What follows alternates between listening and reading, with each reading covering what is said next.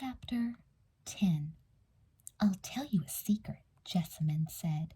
She and Elizabeth stood in the ring, the final bow over, the audience gone.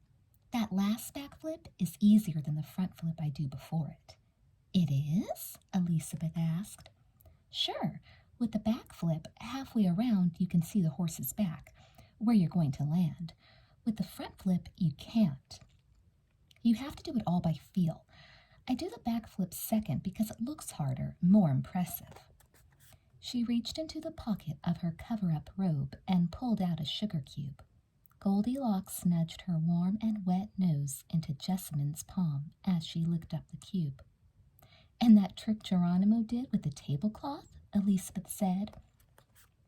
"When he pulled it out from under that huge stack of dishes, and then he asked the man from the audience to do it, and the dishes went all over the floor, and then he set them up again and asked that girl to do it, and she did? How did that work?" "Easy. One edge of the tablecloth has a hem. It's not smooth, so it's impossible to pull it out from under the dishes without upsetting them.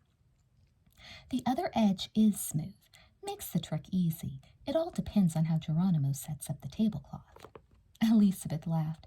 "Even finding out the secrets doesn't make the show any less wonderful. I think I'm starting to understand the spell this place has over you."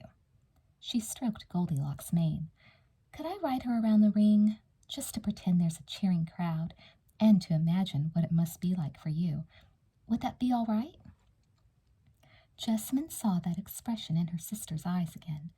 "Elizabeth, you surprise me. I thought you didn't even like riding. But if you really want to—" Elizabeth nodded. "I do." "Well, all right then," Jessamine said warily. She helped Elizabeth onto Goldilocks. "Now, just swing one leg under you and keep the other one out for balance. And don't be scared." Elizabeth made a motion so graceful it caught Jessamine by surprise. But she was even more astounded when her twin reached down, took the riding crop right out of her hand, and touched Goldilocks' flank lightly. "Elizabeth, what are you doing?" Alarm rang in Jessamine's voice. Goldilocks took off around the ring. Jessamine expected to see utter panic on her sister's face. Instead, Elizabeth posted easily, raising her hand in a wave. "Can't you see me greeting the crowd?" she giggled. "Don't look so nervous, Jess. I told you I'd been visiting with Blue Cloud since you left." "I don't believe this." Jessamine watched her twin coax Goldilocks into a faster stride. "You got Blue Cloud to teach you to ride?" She had to admit that Elizabeth was a natural. "You always were a fast learner." "I am your identical twin, Jess," Elizabeth called back. "Boy, this is fun." Jessamine watched Elizabeth circle the ring on Goldilocks. Once again, she had the curious sensation of seeing her own reflection. "You know, you could join the circus.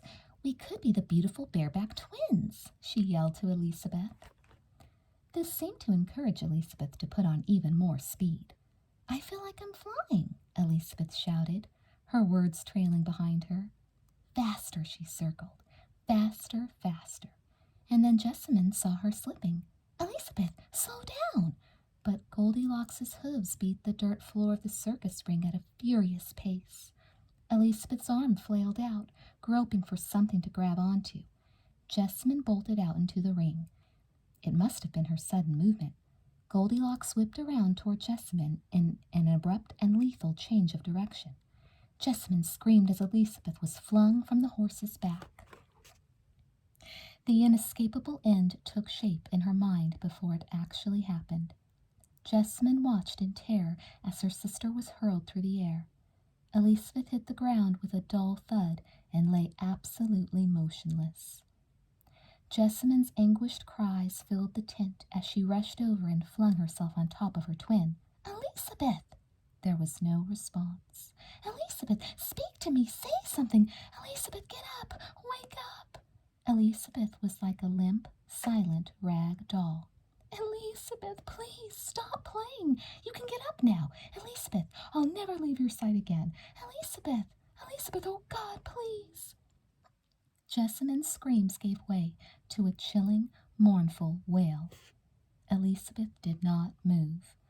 The life was gone from her body. Ashes to ashes, dust to dust. A fine rain misted Jessamine's face and mingled with her tears. She was sure her tears would never stop, sure they flowed from a bottomless well of grief. She was so wet, so cold. No summer sun would ever warm her enough again. No joy would ever fill the chilling emptiness she felt. Her mother and father looked so old, so frail and bent under their load of sorrow. They stood at the head of the fresh grave as the minister intoned words that gave Jessamine such little comfort. Next to them was another, smaller grave, long covered over with earth and grass, and marked with a tiny, child-sized headstone. "She's gone to be with Stephen," her mother sobbed quietly. "They'll take care of each other now." Across the raw hole in the earth where Elizabeth's coffin lay, Tom Wilkins stood hollow-eyed and drawn. He looked like he hadn't slept since he'd gotten the news. His parents bolstered him, one on either side, as if on his own he might slump to the dirt. "Rest in peace, amen," the minister said. "Amen," echoed Jessamine. The minister took several steps back from the grave. Tom's parents turned and led him away. Was this all? Jessamine wondered. Was this the end? She was numb, looking down at the wooden box sunk into the deep, dark rip in the ground. Soon this grave, too, would be covered over with earth and grass, and the pink lady's slippers that pushed up from the damp soil.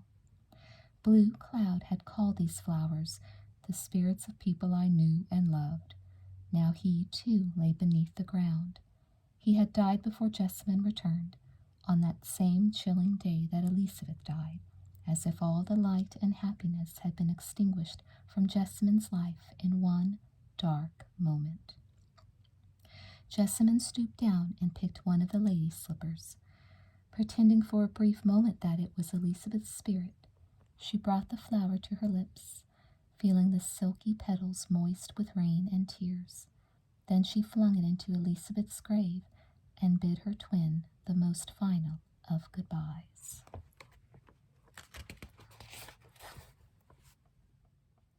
Chapter 11. 1900, San Francisco, California. 5, 4, 3, 2, 1. Happy New Year! Happy New Century! Jessamine shouted out. Tin horns blared, corks popped, glasses chimed as toasts were made. The ballroom of the hotel Jessamine had been managing for several years now was filled with elegant ladies and gentlemen. The women's sweeping gowns trimmed with lace and ribbons and beads, their perfumes scenting the air. Confetti rained down, the first shower of the 20th century. A tall blond man in a smart bow tie and a long, well-tailored frock coat, a flower in his buttonhole, held his glass up to Jessamine. "Wonderful party," he said. "Thank you." Jessamine tried to remember the man's name. Hudson or Hodgson, something like that. A young railroad baron here on business, staying in suite 203. "Beautiful hostess," he added. "Might I have the first dance of the 1900s with her?" He offered Jessamine his arm. She took it, her fingers light on his sleeve, noting the glint of candlelight on what looked to be diamond-studded cufflinks. "My pleasure. Mr. Hudson, is it?" Jessamine asked. "Hodgson," the man responded. He whirled Jessamine around the polished oak dance floor. Jessamine fell into the rhythm of his step, following the music of the orchestra she had hired for the party. Mr. Hodgson was a good dancer. He was handsome. He was obviously fabulously wealthy. But when the orchestra went into a slower song and he moved to hold her closer, Jessamine thanked him for the dance and excused herself. She threaded her way around the happy couples dancing, the party guests noisily cheering and toasting, and let herself out onto the balcony of the hotel. It wasn't Mr. Hodgson who was the problem, or Mr. Rhodes, or Mr. Gladstone, or any of the other gentlemen who came to the hotel for a night's lodging and left with a broken heart. Oh, sometimes Jessamine would let them court her, take her to the theater and the best restaurants, buy her flowers, walk with her by the ocean. Sometimes it was lots of fun, but it was never love, not for Jessamine. She leaned over the balcony, breathing in the mild, never-ending spring of San Francisco. The streets were noisy with revelers, the horses and carriages all caught in a hopeless snarl of traffic. It was like one huge party down there, but Jessamine felt distanced from it all. She wondered if she could ever feel passion for anything again, if she could ever feel love. She often thought those emotions had died with Elizabeth. She closed her eyes and allowed herself to imagine, just for a moment, that her twin was with her, celebrating the dawn of a new century, spinning on the dance floor, throwing confetti, watching the throng in the street with the amazement of a farm girl. Jessamine's eyes flew open. No, the picture wasn't right. The girl dancing and celebrating with her was 16 years old, just as she always would be in Jessamine's mind. Jessamine was 22. It had been almost 6 years. 6 long years. Yet sometimes the pain was as fresh as if it were 6 days. At first, Jessamine had thought that city life would be the medicine she needed for her pain. Going back to the circus was out of the question. Oh, she still thought it was the most wonderful place in the world, but Jessamine couldn't imagine getting back on a horse in that ring, not after what had happened to Elizabeth. So she packed her bags and followed her dreams of tall buildings and boulevards that never slept, of cafes filled with sophisticated people, of adventures calling just outside every window. She hadn't been disappointed, but the emptiness inside her had never entirely gone away. Up in her room, in her night table drawer, Jessamine kept a carved wooden rose that her mother had given her after Elizabeth had died. It had been made for her by a special friend she had met on her journey to America. She had never seen him again after she'd gotten off the ship, but she had told Jessamine that she would always have her beautiful memories, memories that would never die, just as the petals on the wooden flower would never wither. She wanted Jessamine to have the flower now, to keep her memories of her sister alive. Jessamine sighed. She was happy to keep the flower, but she didn't agree with her mother. What good was a flower with no scent, one whose petals weren't soft and dewy with life? Down below her, the crowd swelled and the buzz of excitement rose to an even more feverish pitch, distracting Jessamine from her sad thoughts. Horses reared skittishly at the far end of the street. Then it rolled into view, an automobile. There were quite a number of automobiles in the streets of San Francisco these days, but Jessamine still couldn't get over the sight of that carriage with nothing in front to pull it, moving as if by magic. The automobile rumbled down the crowded street. People parted and carriages steered to the side to let it through. Looking down at the strange open-top vehicle, Jessamine could see that the man driving it sported an elegant suit and a shiny top hat. He steered it toward the hotel, the engine coughing and sputtering importantly. As he neared the balcony, the driver looked up. His deep-set eyes met Jessamine's. He tipped his top hat, uncovering a head of wavy dark hair, and called out to her, "Happy New Year, pretty 20th century woman." It seemed every face in the crowded street turned to see who he was calling to.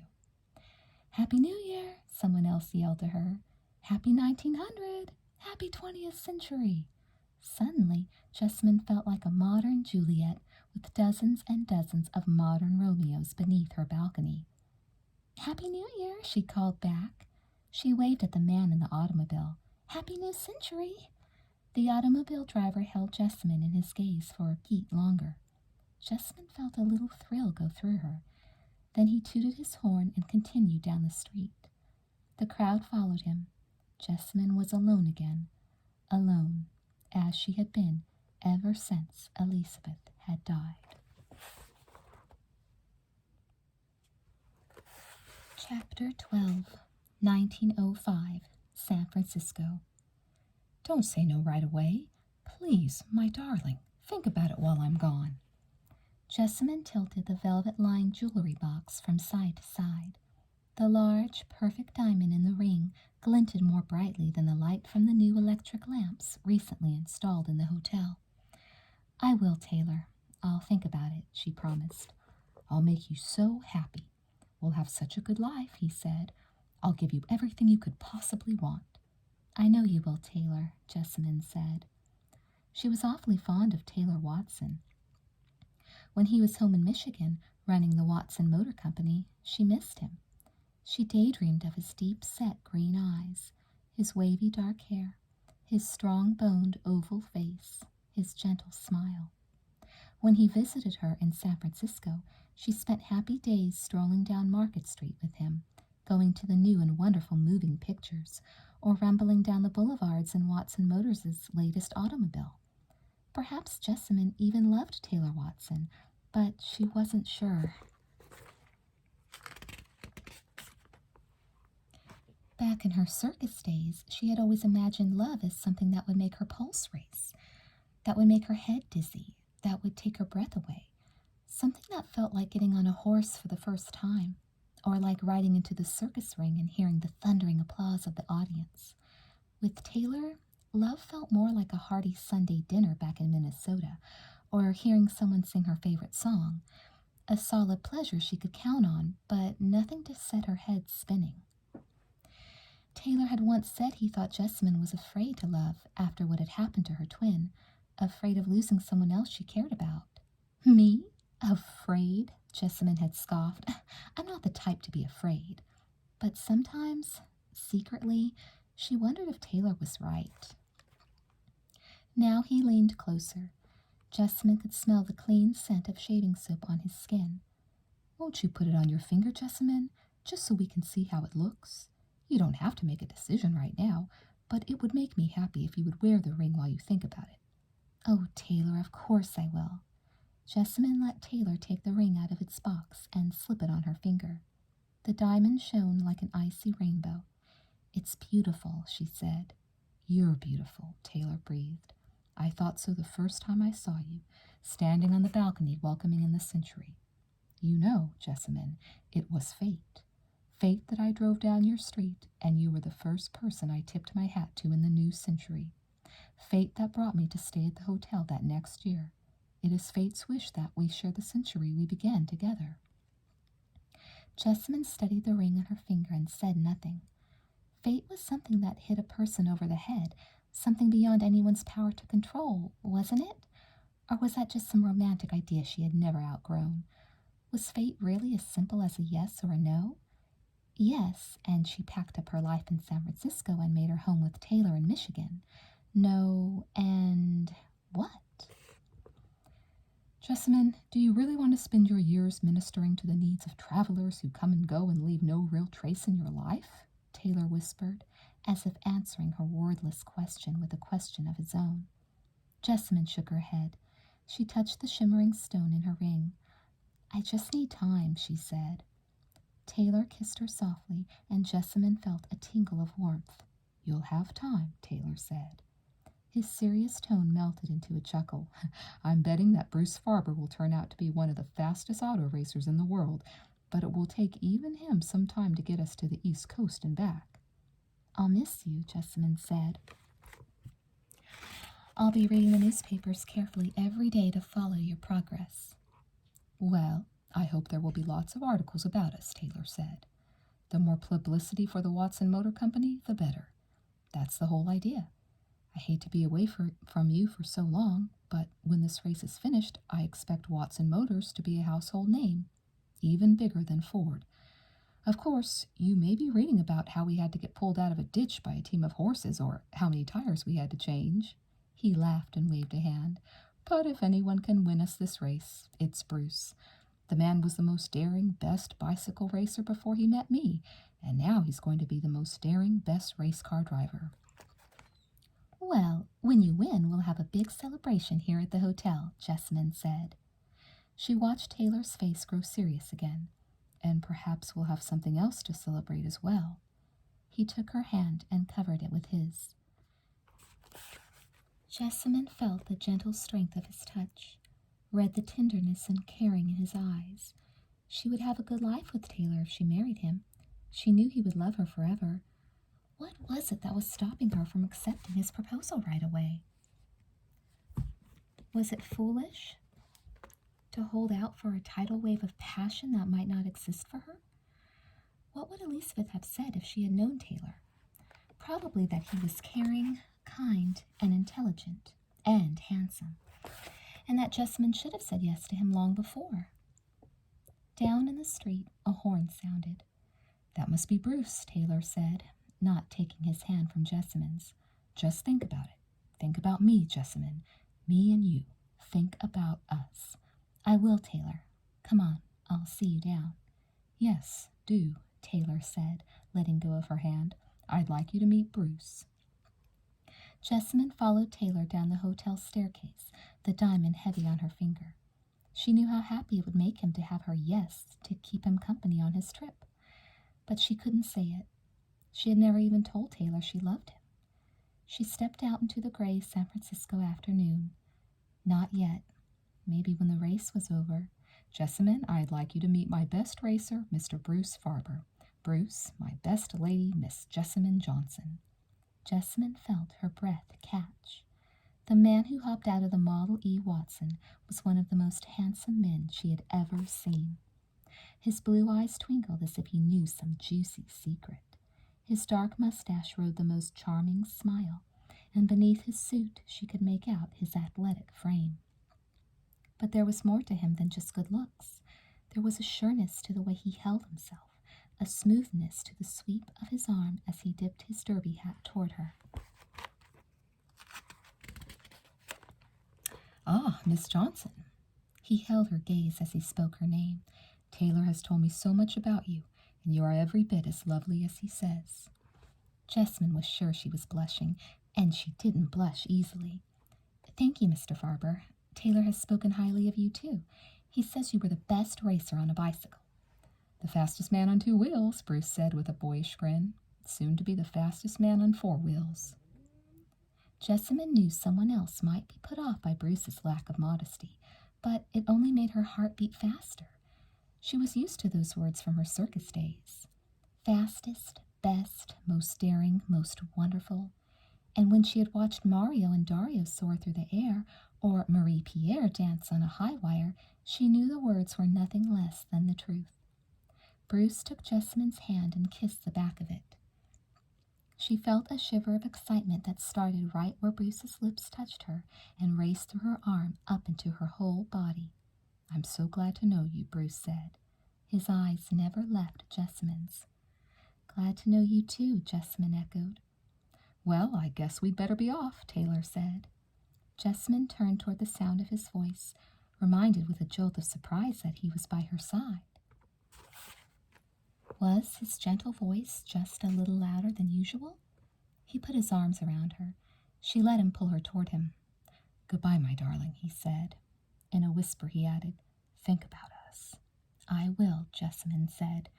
She felt good in Taylor's arms, but over his shoulder she was watching Bruce position himself in front of the automobile as he cranked it to life. Taylor kissed Jessamine softly and sweetly. "I'll miss you, Jessamine." "I'll miss you too." As she whispered in Taylor's ear, her eyes followed Bruce getting into the driver's seat. Taylor released her and got into the automobile next to Bruce. "Root for us, my dear," he said. "Goodbye." "Goodbye," Jessamine said. She looked from Taylor to Bruce, from Bruce to Taylor. "Goodbye and good luck." "Goodbye, Miss Johnson," Bruce said. There was something in the way he said it, the easy way her name rolled off his tongue, the jaunty wave that went with it. To Jessamine, it felt as if Bruce Farber was really saying hello.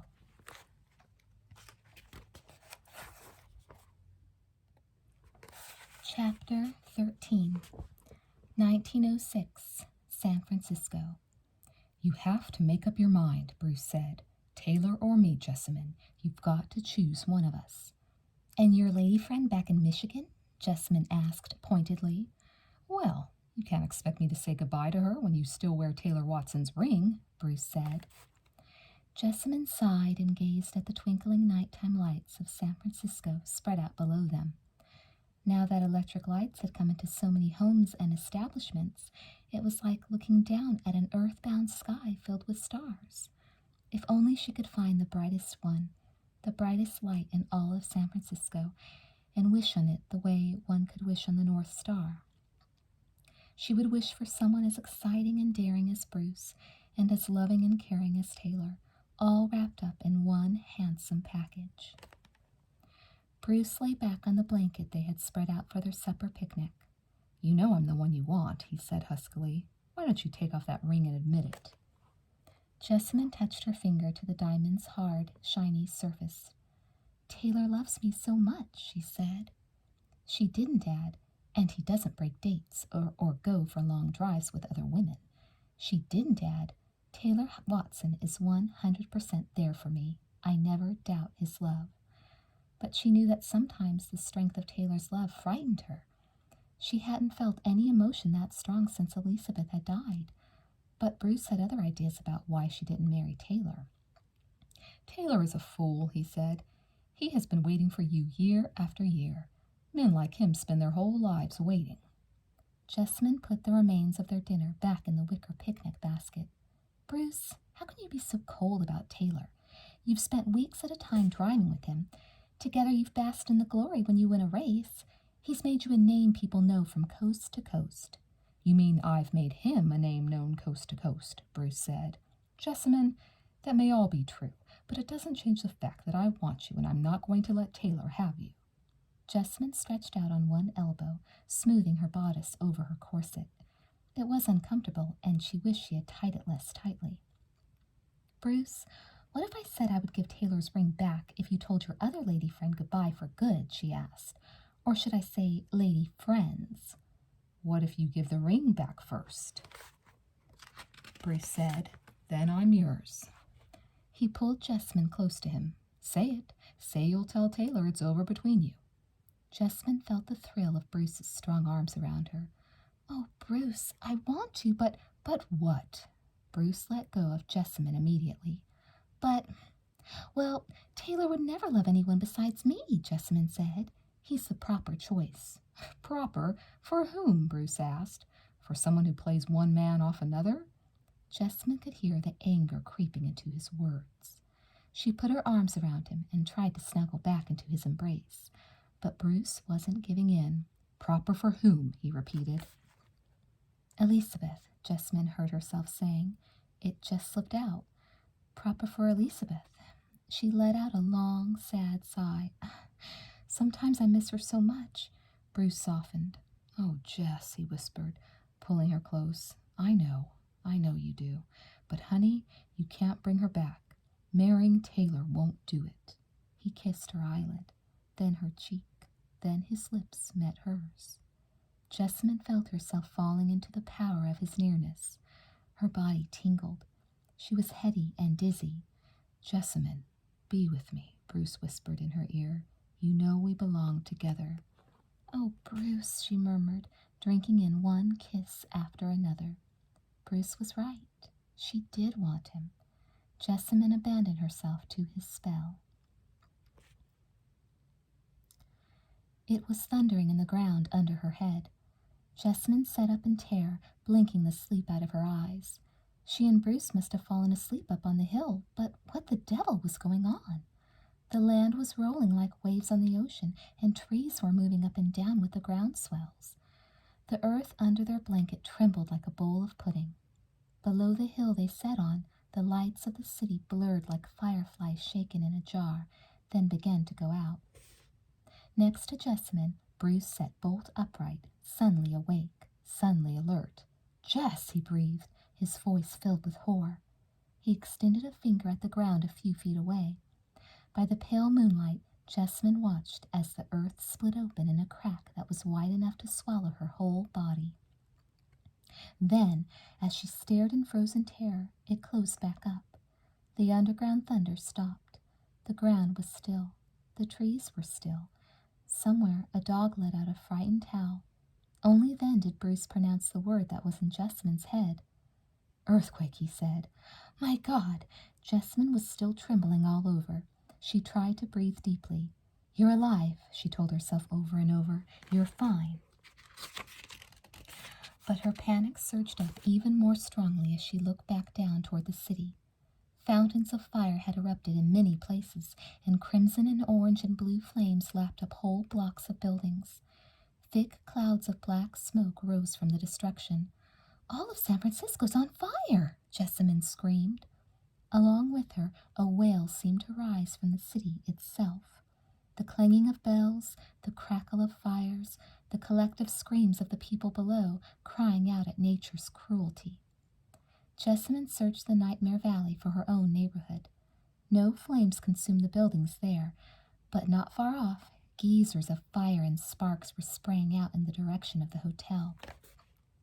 Jessamine jumped to her feet, her legs weak with terror. "Jessamine, where are you going?" Bruce asked. Jessamine pointed toward the city. The blaze near the hotel grew even as they spoke. "But you can't," Bruce said. "Don't you know the safest place is up here? Outside, where no buildings can collapse on us and no fire will reach us." "But Bruce, the hotel!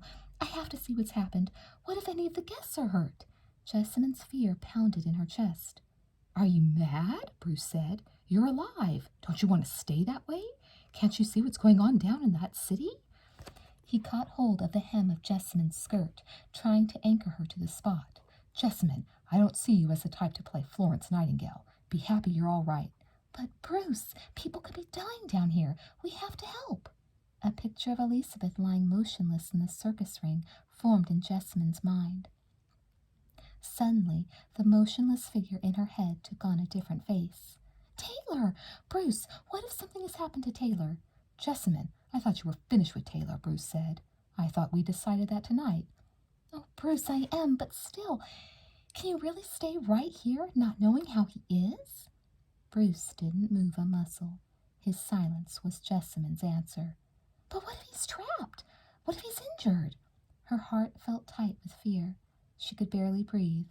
"Jessamine, Taylor Watson is my rival." Jessamine looked out at the burning city.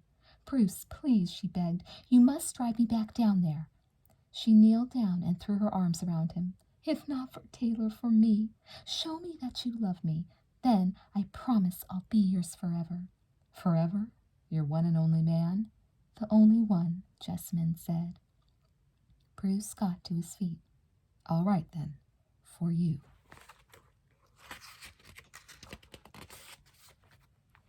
He helped Jessamine into the Model E, and they began their descent into the inferno below. One side wall of the hotel had been ripped right off the building by the quake. In the early morning light, Jessamine could see inside the hotel rooms, as if she were looking into some life-size nightmare dollhouse. The familiar furniture had been tossed all over the place, some of it lying smashed in a heap on the ground outside. The painting over the mantelpiece in the hotel sitting room hung at a sharp tilt. Around Jessamine, the streets were a theater of confusion and despair. Two men, their hands raw and bloody, clawed at the rubble of a collapsed house across from the hotel, trying to free a young woman whom Jessamine had often seen in the neighborhood. A family stood dazed and hollow-eyed in the middle of the street. A man and a woman pushed a cart loaded with everything they owned. A boy roamed up and down, calling for his mother. Jessamine recognized some of the hotel guests standing in front of the building, their faces numb with shock. The thin, pale-faced newspaper man from New York, who had checked in a few days before, came rushing over to her and Bruce.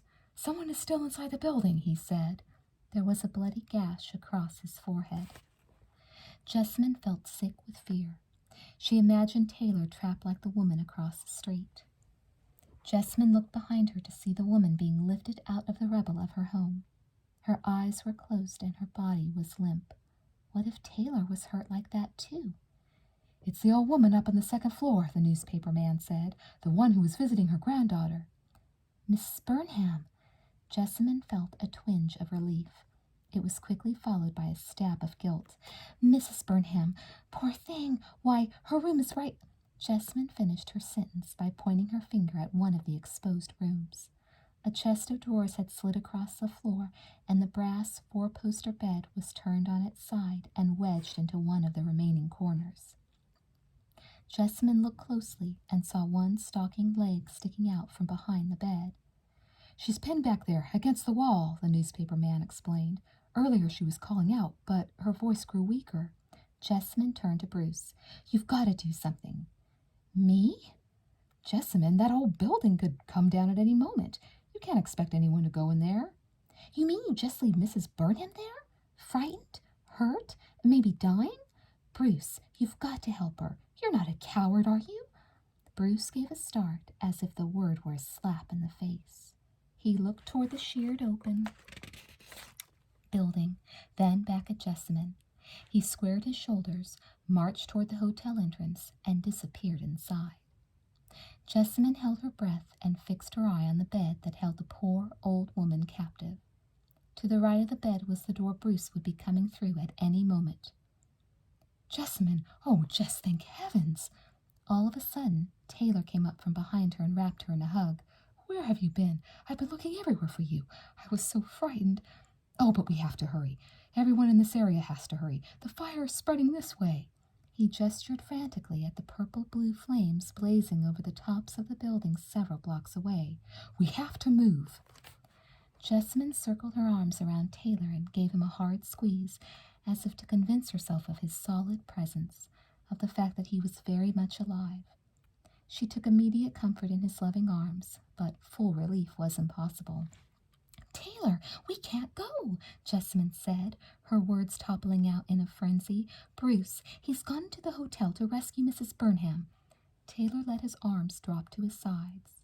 Sadly, softly, he said, "Ah, you were with Bruce." But he didn't waste another second. "He may need my help." Jessamine pointed out Mrs. Burnham's room, and without a moment's hesitation, Taylor rushed into the devastated hotel. Upstairs, Bruce burst through Mrs. Burnham's door. Jessamine saw him talking to Mrs. Burnham behind the upturned bed. He pulled on one of the bedposts with all his might. The bed didn't budge. "Bruce!" Jessamine yelled. Bruce looked down toward where she stood in the street. "Mrs. Burnham says she's all right," he yelled back, "but part of the bed has fallen into a crack in the floor. I can't move it." The end of his sentence was swallowed by a roaring gust of hot wind, billowing with clouds of dark smoke. The fire! Jessamine could see it engulfing building after building, and it was heading right toward them. When she looked back toward Bruce, Taylor had entered the room. The two men struggled with the overturned bed, but the flames grew nearer and nearer to the hotel. At last they reached it and began licking the side of the building. "Hurry!" Jessamine yelled. "Please hurry!" She watched Bruce and Taylor straining against the bed frame. The flames lapped upward. The fire was climbing toward them. The two men pulled with all their might. Suddenly, the bed gave way. They pulled it into the center of the room. Near the wall, Jessamine could see Mrs. Burnham lying next to the huge crack in the floor where the bed had been wedged. As Taylor and Bruce rushed back to help the old woman, Jessamine watched the fire spreading to a wooden beam over their heads. It raced along the ceiling like a flaming chariot. "Quick!" she cried. "Oh, hurry!" Bruce helped Mrs. Burnham to her feet. Her step looked shaky, but he supported her with a firm arm as he led her toward the door. Taylor followed a few steps behind them.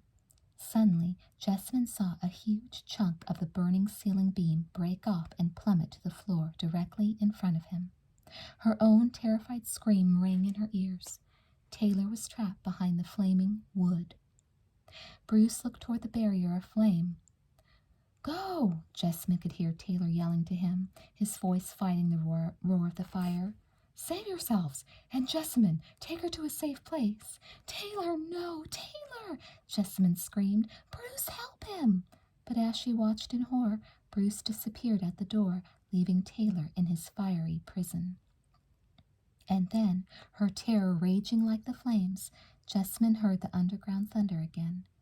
Around her, the cobblestones began dancing like popping corn. The ground rolled toward her like a wave. Again, a second quake. No, it couldn't be.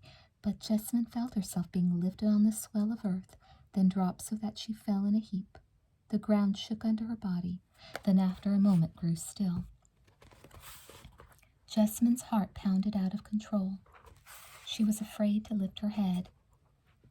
Jess? No, she didn't hear that. Impossible. She didn't hear Taylor saying her name. He was a prisoner in that fiery room. But when she looked up, he was coming toward her, his face blackened with soot. "Good heavens, how?" she whispered. The second quake widened the crack in the floor that the bed had been stuck in. I was able to drop down to the room below and walk right out where the side wall used to be, Taylor said. He glanced around. The whole neighborhood was going up in flames. Mrs. Burnham and Bruce, where are they? Through a haze of smoke, Jessamyn saw the door of the hotel open. Mrs. Burnham emerged, her wrinkled face shriveled even further with terror. Jessamyn got to her feet. She and Taylor raced over to the old woman. "That young man," Mrs. Burnham said. Her voice was a wavering whisper of fear. "Part of the ceiling fell in during the second tremor. He's trapped, just like I was." "The whole building is going up in flames," Taylor said. "I've got to get Bruce out now." "You're going back in there?" Jessamyn cried, but her words were lost on Taylor. He was already running toward the plumes of fire, the cracking walls and falling timber. It was like seeing Elizabeth hurled through the air all over again. Time stood still. Jessamyn was frozen in a moment of helpless, horrified waiting that felt like an eternity. But this moment was filled with Taylor, not Elizabeth. And then the moment was broken. Taylor was coming out of the burning building with Bruce right behind him. Jessamyn raced toward them. The air was thick with smoke, but there was one thing that was suddenly crystal clear. Jessamyn threw herself into Taylor's arms. "He left you to die, and you saved him," she said. She felt as if she never wanted to let Taylor go. But he eased himself from her arms and moved away from her. "I would do the same for anyone who needed help," Taylor said, "but especially for the man you love." His quiet words almost disappeared in the roar of the flames. Bruce took a step toward Jessamyn's side. "Jess," he said, reaching a hand to her. Jessamyn studied Bruce's handsome face, streaked with ashes and sweat. Was this the man she loved? The man who once had made her pulse race with his bravery and daring? He was nothing more than a coward. Taylor was the man who had risked his life. Taylor was the one who knew what it meant to care. Bruce cared for no one except himself. She realized that now and saw all the broken plans, Bruce's other lady friends, and the unthinkingly cold way Bruce had treated Taylor in a new light. Bruce Farver believed in taking whatever he could get from people and giving nothing back. He didn't know what love was. Taylor had turned his back on both of them. He was walking away. Jessamyn called his name. He stopped and turned around slowly. "Jessamyn, I know you love Bruce, and I want you to be happy," he said. "Taylor, please, listen to me. It was you I was thinking about when you were inside that burning building." Taylor began walking again. "Jess," Bruce called to her. "Jess, remember how it was up on the hill?" She did. She thought about lying in Bruce's arms and wondered how she could ever have let herself been fooled. She caught up with Taylor and grabbed his singed sleeve. "Taylor, it's you I want to be with. You." Her cheeks were wet with tears. "Taylor, don't leave me. You said it was fate, remember? You drove by this very spot, right here, and tipped your hat to me. Taylor, I love you." Taylor stopped. "Tell me again," he said softly. Jessamyn looked into Taylor's deep green eyes. "I love you, Taylor Watson. I love you." In all the years since he had tipped his hat to her, this was the first time she'd said those words. "I love you, I love you, I love you. I want to become Mrs. Watson." Her words were silenced by Taylor's long, sweet kiss. In the ruin and misery of the burning, devastated city, Jessamyn gave in to the purest happiness she had known since before Elizabeth's death. Out of the ashes of sorrow, she could feel the flames of love burning. Chapter 14. 1908, Detroit, Michigan. It was like being in a circus parade again. The Watsons' automobile rolled down their normally quiet street outside Detroit, and the neighbors raced outside to greet them. "They're home," yelled Mrs. Donovan, the gossip of the neighborhood. "All of them in one automobile. Frank," she called to her husband, "come see." Jessamine laughed. "Taylor, you and Harry wave to Mrs. Donovan for me. The twins are about all I can manage right now." She snuggled her new babies to her heart filled with pride and joy. Amanda sucked contentedly on Jessamine's pinky, while Samantha flailed her tiny arms and legs about, adding to the commotion. Baby comforters and fragrant, colorful bouquets of flowers decorated the auto like a parade float. "Harry, can you wave like Daddy at Mr. and Mrs. Donovan?" Taylor asked, making an exaggerated motion over his head. "See, this is how we wave." He repeated the gesture and the word until 1-year-old Harry gurgled happily and imitated his father. "Very good, Harry," Jessamine encouraged her son. Taylor honked the horn, and Harry's puppy, Gidget, accompanied him with her barking.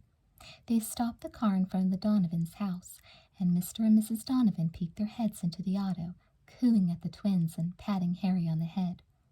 Across the street, little Jamie Franklin came running out of his house to look too. Jessamine let him touch Amanda and Samantha's tiny fingers. "They look exactly the same," Jamie observed. Jessamine smiled. "Yes, isn't it wonderful?" It seemed to be wild odds, a twin having twins, but perhaps she was the luckiest person in the whole world. She hugged her babies to her, feeling them warm in her arms. It was as if somehow the entwined spirits of her and Elizabeth were back in her beautiful twin daughters. Chapter 15, 1920, Detroit. "Amanda, let's play the motion picture game," 12-year-old Samantha said. Amanda looked up from her book. "Again, Samantha? Do we have to play it every day?" Samantha struck a pose she'd been trying out in the mirror all morning. Amanda recognized it from her twins' favorite photo of Theta Bara, one of the brightest stars of the screen. "We have to practice so we can grow up to be in motion pictures," Samantha said.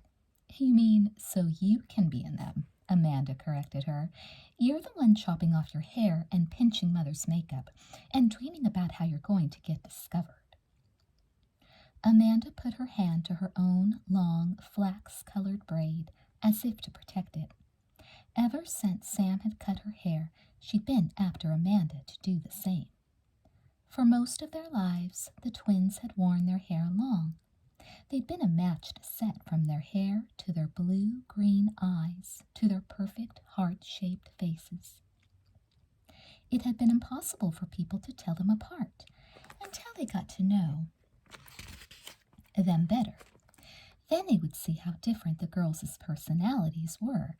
But now, with Samantha's new bob, the twins were no longer identical. "It's really no fun if people can tell the difference between us," Samantha said. "Besides, if you want to look like a vamp, like Theta Bara, you've got to cut it." Samantha sure had a one-track mind. Now Amanda watched her assume one of Theta Bara's sultry, vampy poses. "You know, Sam," she said, "motion pictures and motion picture stars are just fine, but I still like plays better. When you go to a play, you can actually hear what the actors are saying, and that's important, don't you think?" Samantha gave an exasperated sigh. "Well, they print the words on the screen when they need to," she said, "but I really don't want to have this conversation for the 137th time. Are you going to play star of the screen with me or not?" "Oh, all right," Amanda said. She put her book down. "On one condition. We have to pretend we're making a motion picture about a story I've written.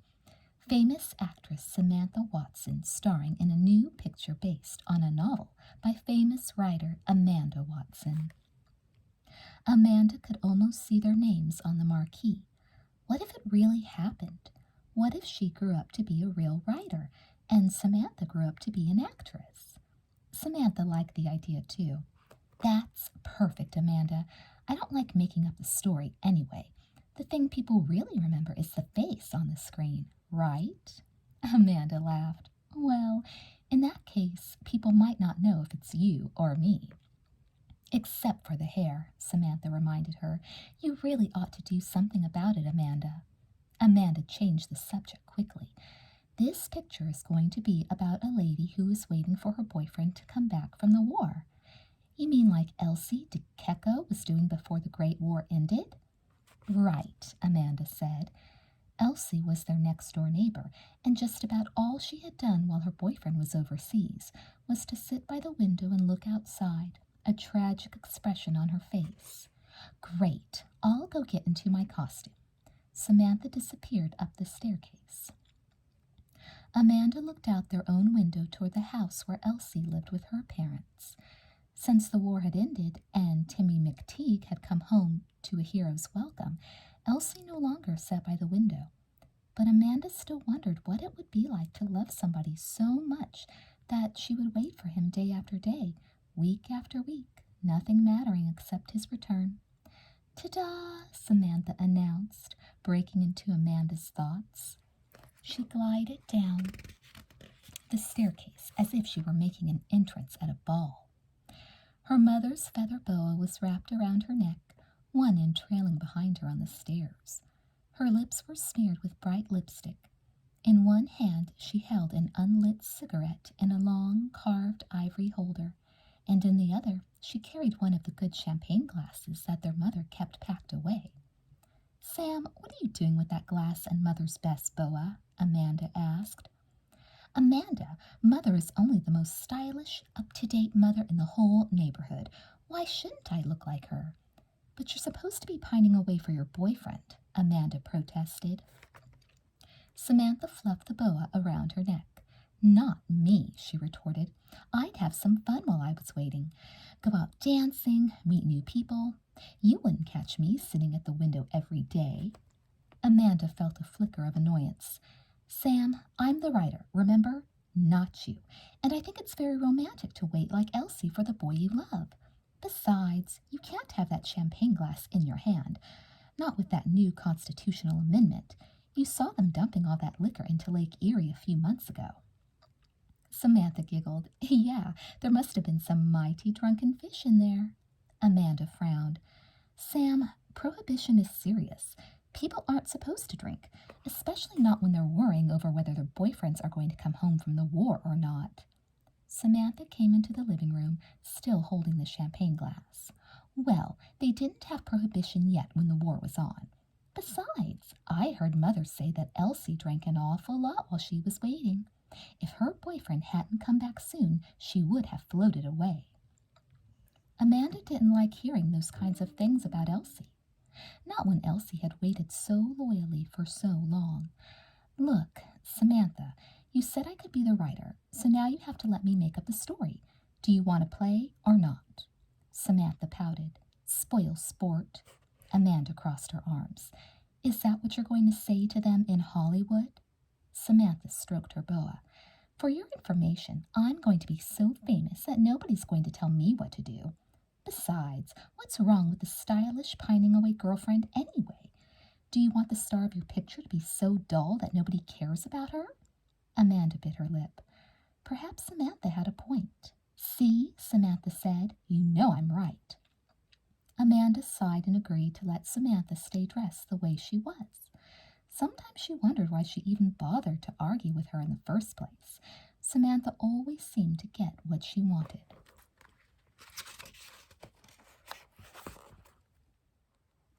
Chapter 16, 1925, Detroit. Girls, come on downstairs. The twins' father called from the dining room. There's a letter from Harry. Samantha, Amanda. Amanda pulled her favorite cloche hat on over her new bob and made sure both her dangling pendant earrings were clipped in place. The long string of matching beads around her neck swung back and forth as she walked into the dining room. Don't you look terrific, her mother said. So, where are you going all dressed up like a grown-up lady? Her father asked. Oh, Father, Amanda said. Sometimes he treated her and Samantha as though they were still his baby girls. We're invited to a party at Jeffrey Aiken's house. Ah, yes, your young man, the football player, I believe. Amanda could feel her face turning pink. Yes, he's a first-string running back at school. Well, perhaps your sister will meet a nice young man at the party, too, he said. Amanda laughed. If I know Sam, she'll meet lots of nice young men. Sam, she called upstairs. Come on, don't you want to hear what Harry has to say? She picked up her brother's letter from the dining room table. She had missed him terribly since he'd gone away to college. Samantha made her entrance in a cloud of perfume, her buckled-toed pumps clicking against the polished wood floor. Where Amanda wore one string of beads, her twin had on several. The girl's father raised an eyebrow at her. Samantha, did you bathe in perfume? Samantha twirled one of her necklaces. Well, Clara Bow does it, she said. Clara Bow was now Samantha's favorite actress. I see, her father said. Does Clara Bow also wear her dresses so short? Goodness, when I was courting your mother, that dress wouldn't have been decent even as underclothes. Surely you're not going out in public like that. Oh, Father, Samantha replied. Amanda's wearing the same dress in a different color, in case you hadn't noticed. Amanda felt her father's eyes on her.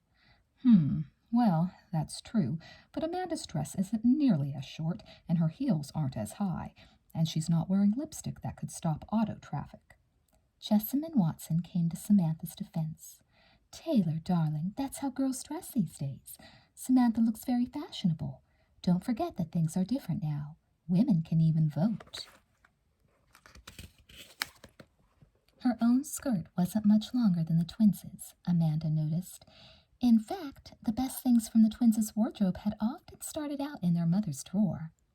Let's see what Harry has to say, Mrs. Watson said, closing the discussion of Samantha's outfit. Samantha shot her a grateful look. Amanda opened the envelope and unfolded Harry's letter. Dear Mother and Father, Amanda and Samantha, she read. He always puts me last, Samantha said. That's because you're the youngest, Amanda said.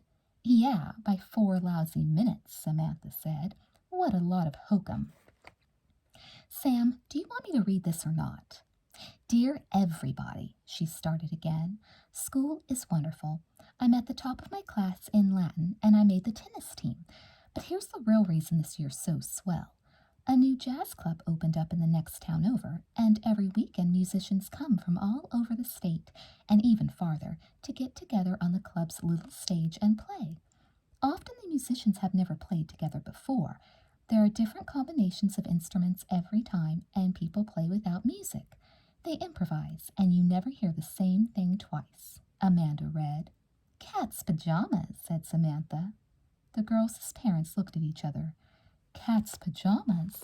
It means great, Samantha explained with a note of impatience in her voice. What else, Amanda? Amanda continued reading. I usually go to the club with my roommate, Ted Wakefield, who knows all about jazz and the latest dances and motion pictures. Motion pictures, Samantha said. Sounds like my kind of guy. Keep reading, Amanda. Ted says he has to keep up with the times so he can write about them, Harry writes. Sometimes he sells stories or articles to some of the local newspapers to help put himself through school. But in my opinion, this may all be an excuse for Ted to go out and Charleston all night. Ooh, this Ted guy sounds better and better, Samantha said. Yeah, and he's a professional writer, Amanda added, published in everything. She was impressed. Her own brother's roommate. Hey, look, Harry sent a photo of the two of them. Samantha grabbed the picture out of her hand before Amanda got a solid look. Oh, Amanda, he looks as good as he sounds, Samantha breathed. Well, you could let me see, Amanda said. Hey, don't we know him or something? Samantha asked. She held the picture out to Amanda. There's something familiar about him. I feel like I met him somewhere a long time ago. Or maybe he's famous. That could be it. Come on, Sam. Harry would say so. If his roommate was famous, Amanda took Ted's picture and studied it. He was definitely handsome, with high cheekbones, a strong straight nose, and a slight cleft in his chin. And it was true, he did look like someone she knew, but she couldn't figure out why. Was it something in his dark eyes? See what I mean? Samantha said. She took back the picture, looking at it with the same expression she wore after a particularly good motion picture. Maybe you've seen him in your dreams and you're destined for each other, Amanda teased. Maybe that's why he looks so familiar. It's fate, you know. Samantha sighed. Yes, maybe you're right. It must be fate. I'm in love. The sound of a brass band filled the air. Samantha closed her eyes. In her mind, she saw a dark, smoke-filled room, beautiful people dressed to the nines, a tiny stage crowded with musicians, and a saxophone player, his shiny brass instrument pointed high in the air, wailing out the melody. In her mind, Samantha sat at a table in the corner, a table just for two, a candle lighting the impossibly handsome face of her date, Ted Wakefield. She opened her eyes. Amanda stood talking to Jeffrey Aiken, their gazes intent on each other, their smiles bright. The dancers moving to the saxophone music pouring out of the Victrola were all boys and girls Samantha recognized from school. She sighed. This party wasn't bad, but she knew it would be kid stuff for someone like Ted Wakefield.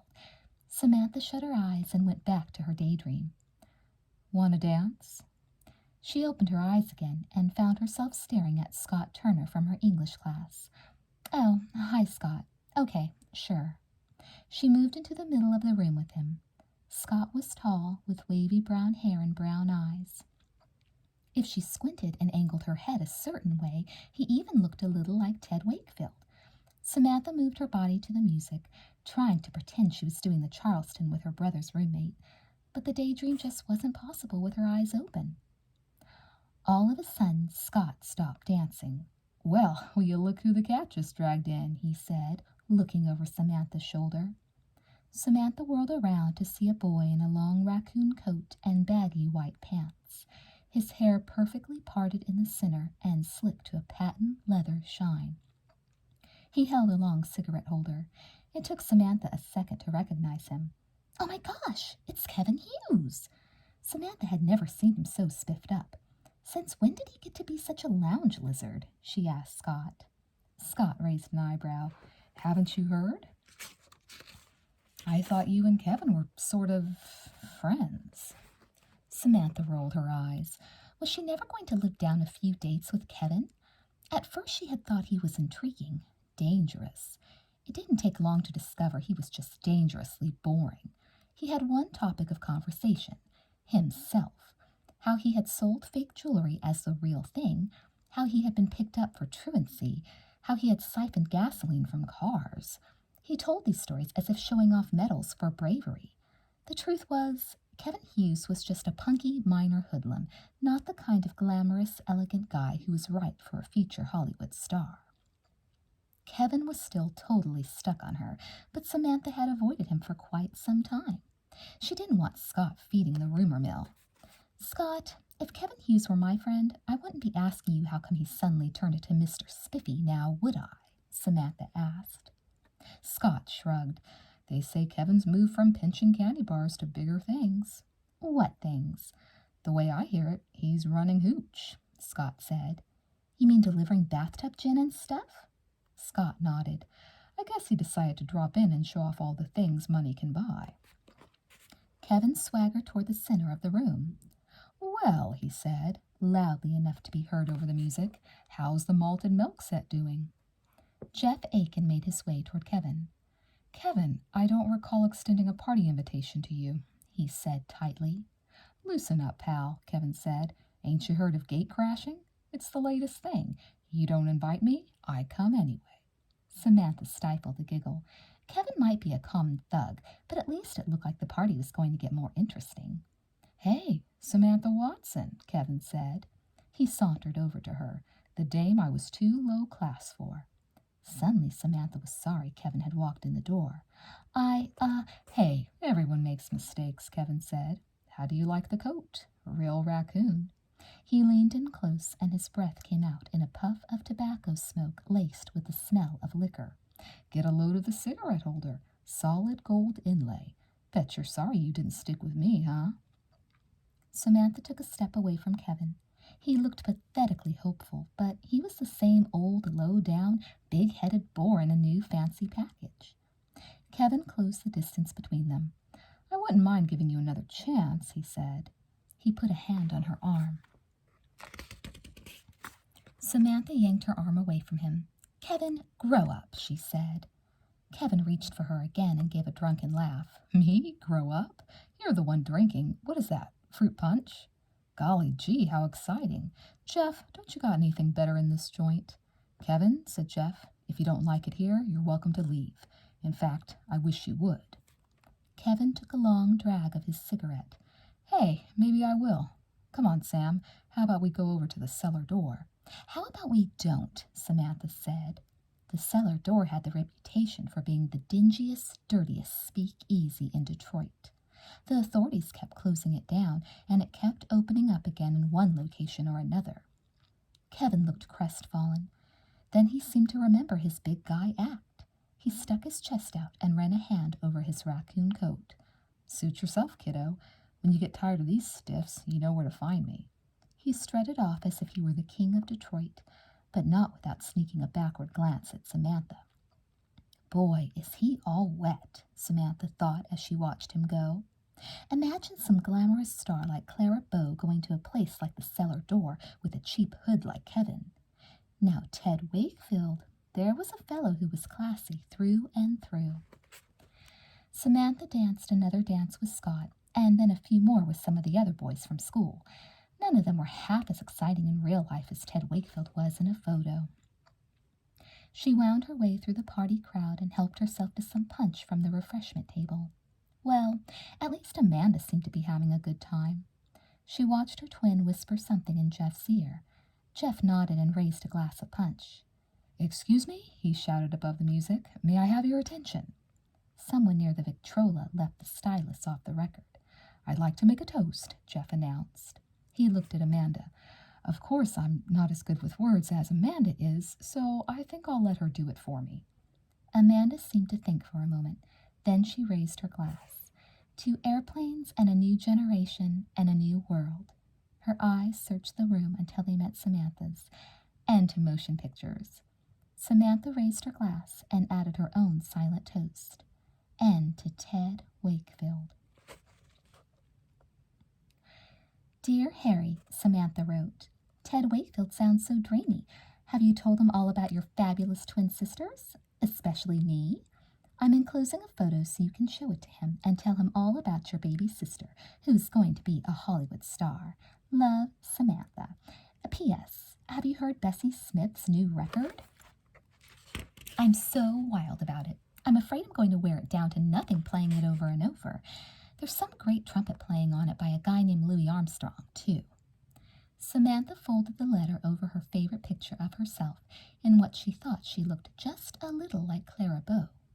She dotted a drop of perfume on the envelope. Then she sealed it, addressed it, and kissed it for good luck. Samantha raced up the stairs, waving an envelope over her head. "Amanda! Amanda!" She burst into the room they shared and found her sister sitting at her roll-top desk, writing in her notebook. "It's the best news," Samantha announced. Amanda blotted her pen on a piece of blotting paper. "Let me guess. It's Hollywood. They've heard all about you from some mysterious source, and they want you to get on the next train to the West Coast." "Almost as good," Samantha said. "I'll give you a clue. Who's about 6 feet tall, dark and handsome, loves jazz and motion pictures, and is coming to visit." Amanda grinned. "Did you forget to say that he's a writer?" "Oh, yeah. Plus, he's a real live writer. And he's coming here." Amanda wiped the tip of her pen and capped it. "The famous Ted Wakefield is coming to Detroit?" Samantha sighed happily. "Uh-huh. Harry showed him my picture and told him all about me, and he wants to meet me. He's stopping here on his way home to Chicago for vacation. Can you believe it?" "Of course I can, silly. You're interested in all the same things, and you sound perfect for each other," Amanda said. "You really think so?" Samantha asked. "Sure, it's fate, remember?" Amanda said. Samantha nodded. "Yeah, fate. Me and Ted Wakefield." She reached over and picked up the photo on her night table, the one of Harry and Ted. In her mind, she replaced the image of Harry with one of herself. Fate. Now all she had to do was wait until Christmas.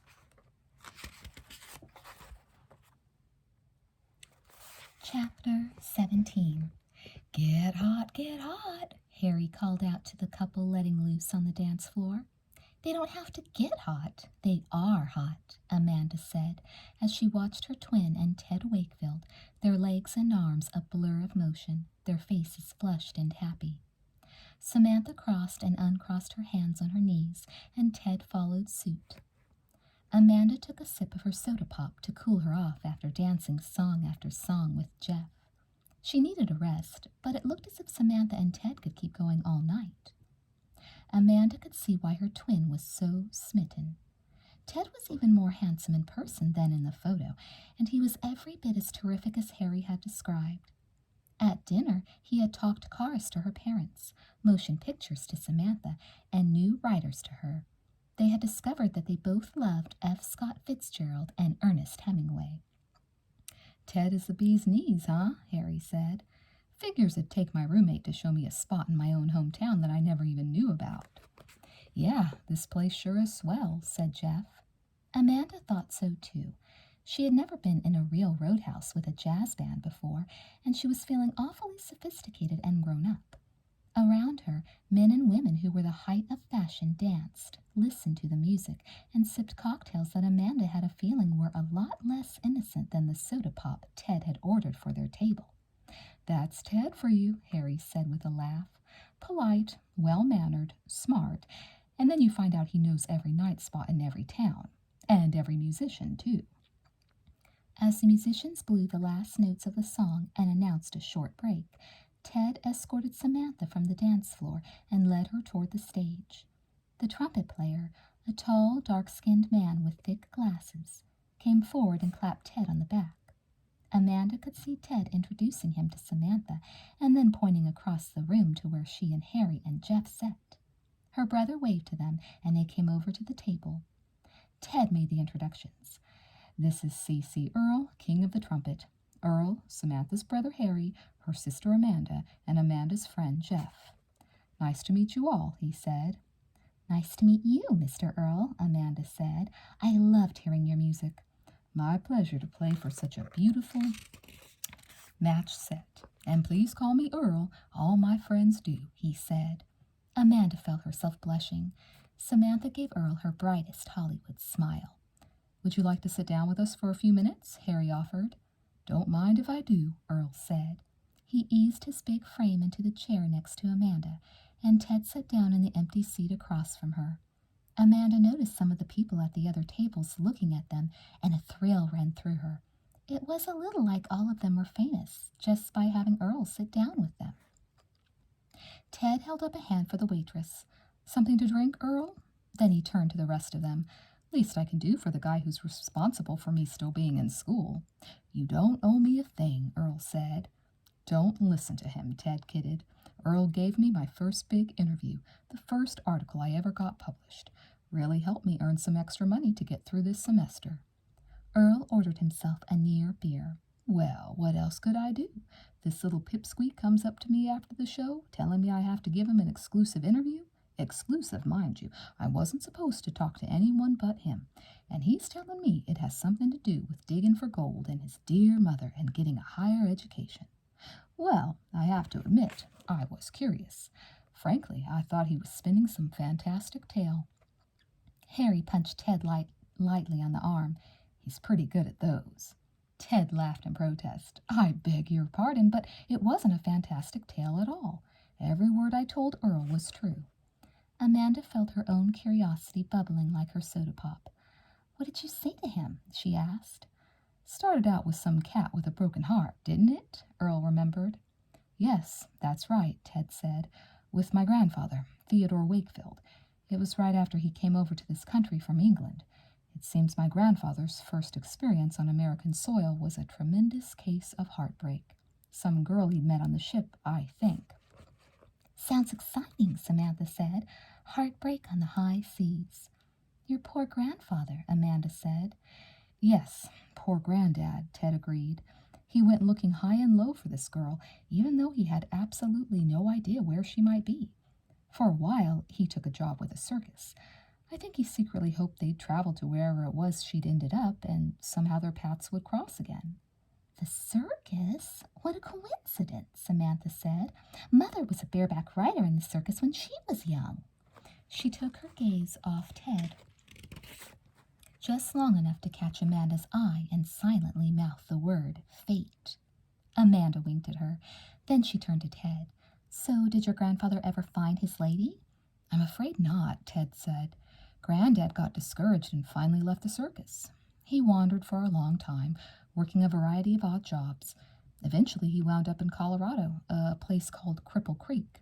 Well, my grandfather may not have found his true love there, but he found something else. What was that? Samantha asked. Amanda noticed that her twin's eyes never left Ted's face. Gold. My grandfather struck gold. Amanda gasped. Really? Earl chuckled. I had the same reaction. You can imagine me wondering what this had to do with my giving some young upstart an exclusive interview. Finding gold sounded like a fairy tale to me. But it actually happened? Jeff asked. Ted nodded. My grandfather hit it rich, so rich that there was enough for my mother and me to live on rather well after my father died. Instant wealth, Samantha said. Sounds like a plot for a motion picture. You're right, Ted said, except that in a Hollywood picture we would have lived happily ever after. Instead, last year, during my first year of college, the money began to run out. My mother didn't know it because I was managing the finances and didn't intend to let her find out. I was sure that she would pawn her jewelry or sell our home or make any other sacrifices she had to in order to keep me in school. Luckily, I was able to make a few prudent investments, and now she has a modest income from the interest. As for me, you decided to write newspaper articles to supplement your own income, Amanda said. Not at first, though that's what eventually happened. Ted smiled. What happened first was that one night I went out to try to forget my troubles. I'd heard about a new place that had opened up near school where you could go and listen to the latest jazz. I wrote you about it, Harry said to his sisters. We remember, Samantha answered for both her and Amanda. Amanda shot her twin a private smile. It would be hard not to remember Harry's letter and the picture he'd enclosed of himself with Ted. It still sat on Samantha's night table so she could look at it and moon over it any time she wanted.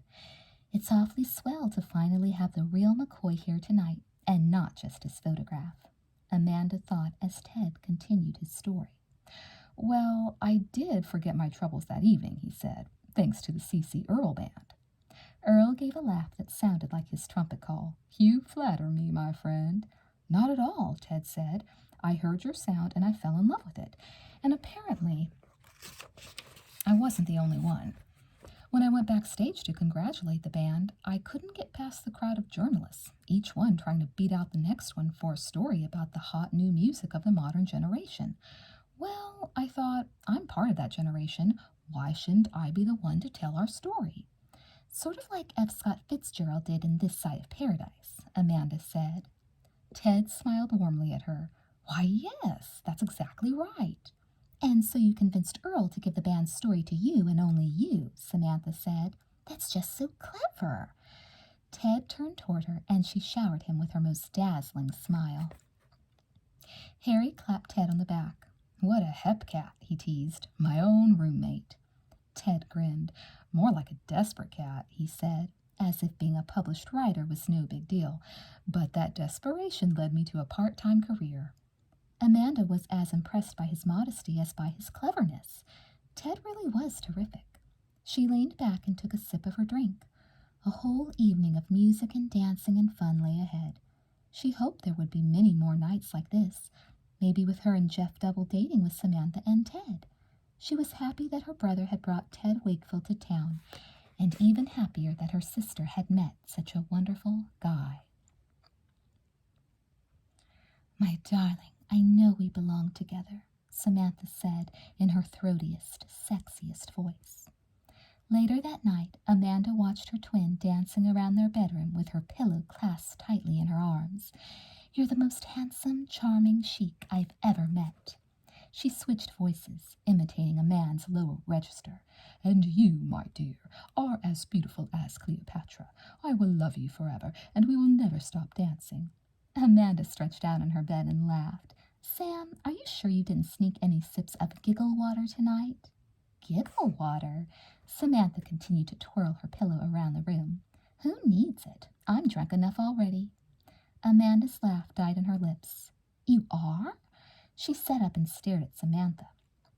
Samantha whirled her pillow around and stopped right in front of Amanda. "Of course, silly. I'm drunk on love." Amanda flopped back down on her bed. "Oh, that." "Yes, that. Oh, Amanda, isn't Ted just darb? The berries, the bee's knees." "Yes, yes, and yes," Amanda answered with a laugh. Samantha took one last spin and collapsed into her own bed. "Amanda, I'm so stuck on him." "And I'm sure he's just as stuck on you," Amanda said. Ted Wakefield was a special guy. He and Samantha would make a wonderful couple. Amanda couldn't sleep. Images of the evening kept going around in her head, dancing until all hours.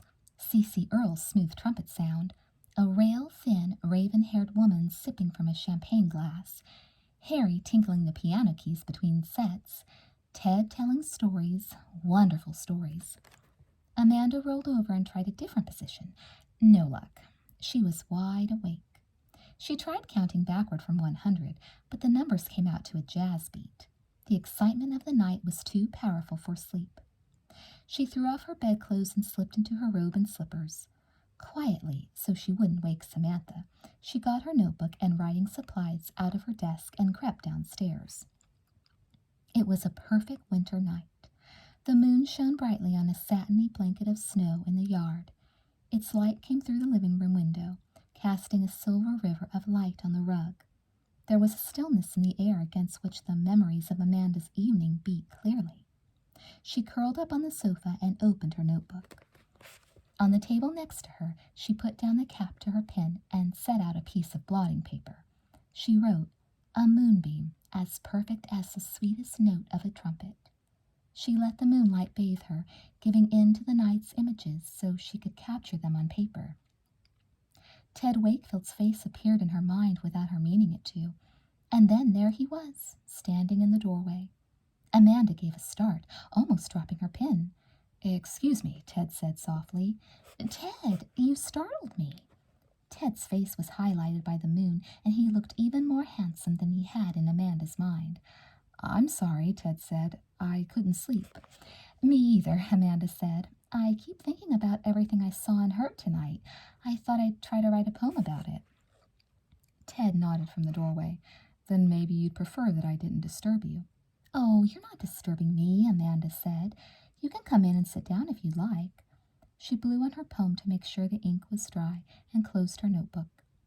Ted came over and seated himself on the other end of the sofa. "Please don't close it," he said. "I was hoping you might read me one of your poems." "Oh, I couldn't," Amanda exclaimed. Shyness washed over.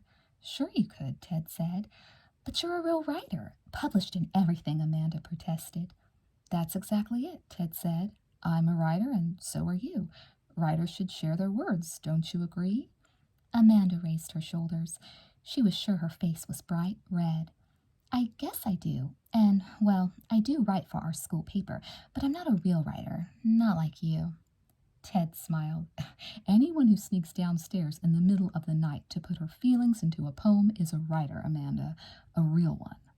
Amanda felt a funny, warm tingle as Ted said her name.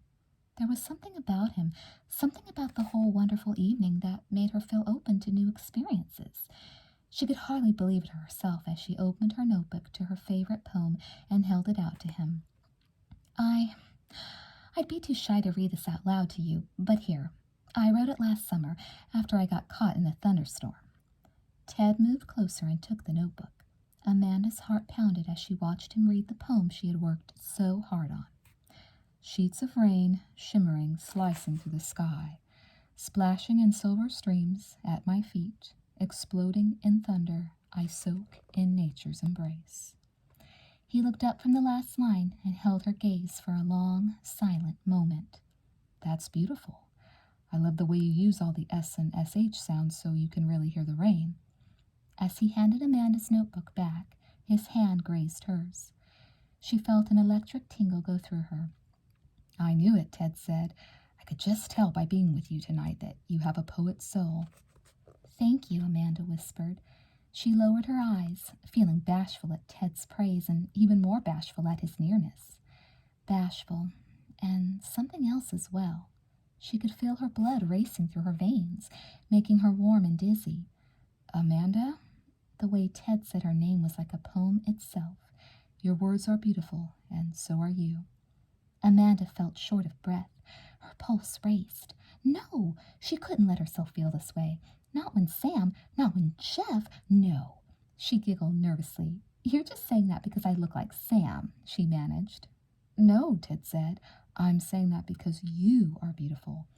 At first, from all that Harry had told me, I thought that maybe Samantha was the one for me.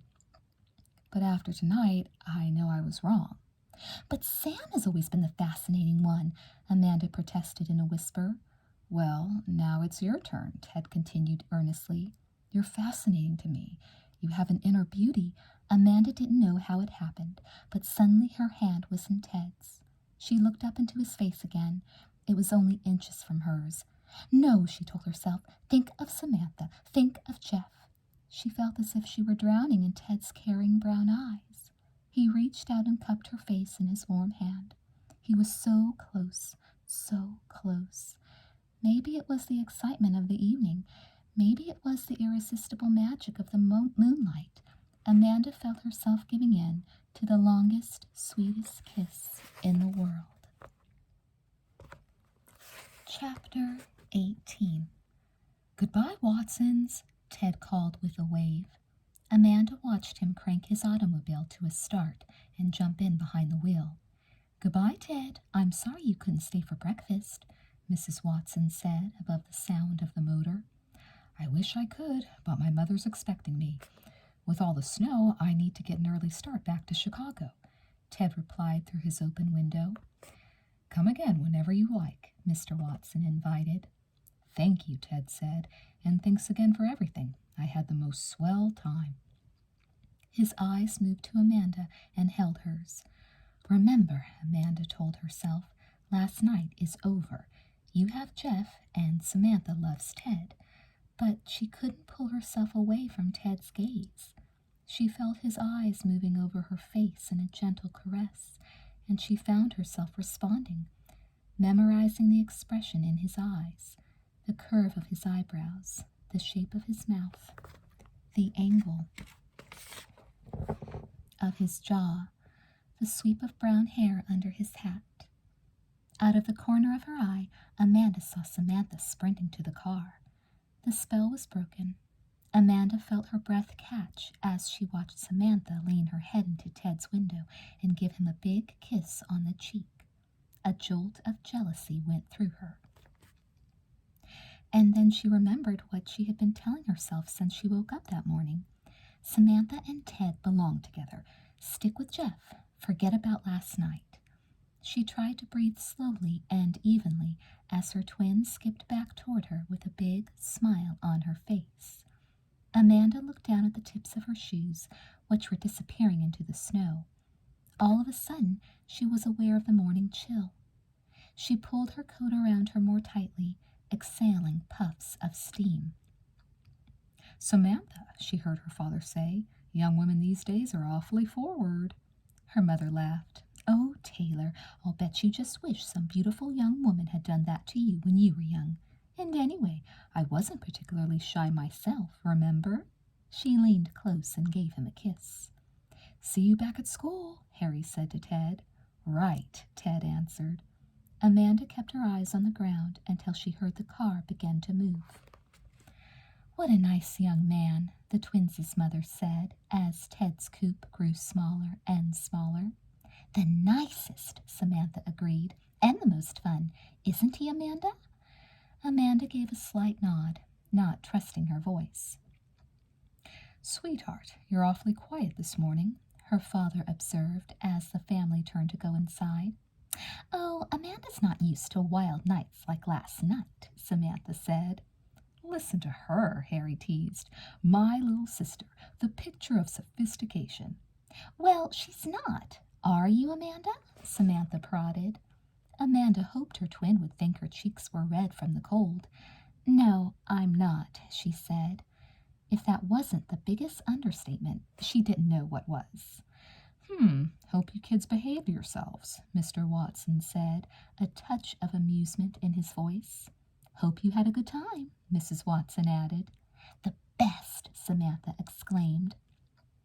She took off her coat and Charlestoned her way into the kitchen for breakfast, humming one of Cece Earle's tunes. Amanda stamped the dusting of snow off her shoes and followed her twin. In time to Samantha's humming, a tiny voice in Amanda's head chanted, "Guilty, guilty, guilty." She wished she had had more self-control the night before. What had come over her? You know, Harry, Samantha said as she sat down at the table, there's only one problem with your friend, Ted. Harry arched an eyebrow. You mean he's not perfect, Sam? Well, he's a bit shy, Samantha said. In my day, we called it being polite, her father teased, taking his place next to Samantha. Amanda helped her mother carry a freshly baked coffee cake, juice, and coffee to the table. She fought to keep the images of the previous night's secret meeting with Ted out of her mind. It was over, she told herself. It hadn't even happened. Well, I'm sure Ted will be back, Harry said. Amanda tried to ignore the tingle that went through her. When Ted did come back, she was going to remember that she was very fond of Jeff, and that Samantha and Ted would make a perfect couple. Amanda clutched the letter in her gloved hand. T. Wakefield, the return address read. With her free hand, Amanda closed the mailbox. Under her coat, Jeff's class ring, what she wore on a chain around her neck, was heavy on her blouse. Or at least she imagined it was. Ted Wakefield. The memories she had worked to forget surged inside her.